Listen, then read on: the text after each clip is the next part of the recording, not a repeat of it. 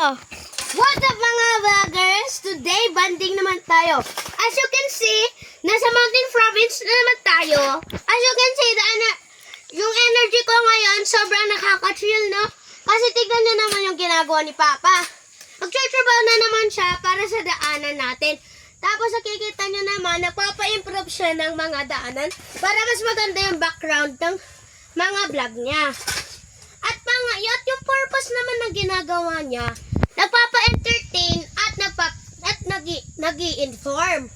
Baka akala ninyo, hindi nagpapa-entertain lang ginagawa niya. Hindi! Tignan niyo yung mga salita niya, meron rin. Focus tayo sa ginagawa niya ngayon.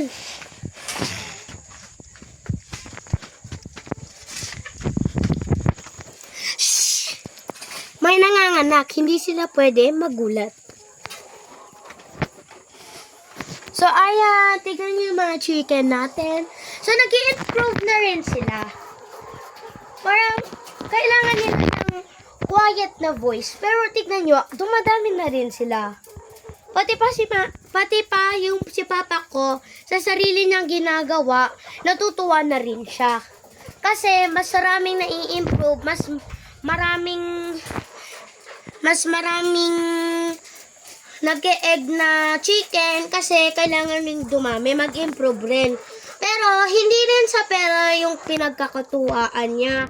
Meron rin yung mga itlog na malaki pero na ma-healthy. Pero merong maliliit.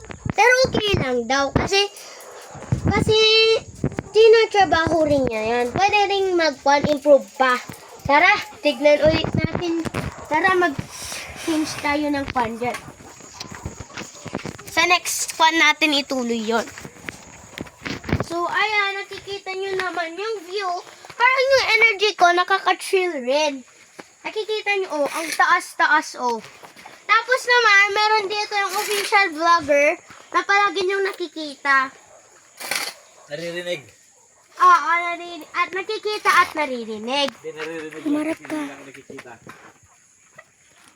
Pero, parang alam nyo siya as in the funny farmer creator.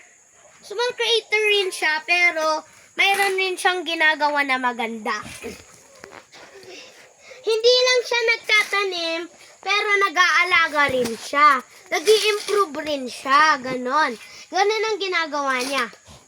Kahit na iniisip nyo na parang pang-entertain lang ginagawa niya, hindi. Nagbibigay rin sa inyo ng courage para gumawa rin ng mga videos and farm. Oops. So, ayan guys, yan muna yung mapapa-update muna natin ngayon.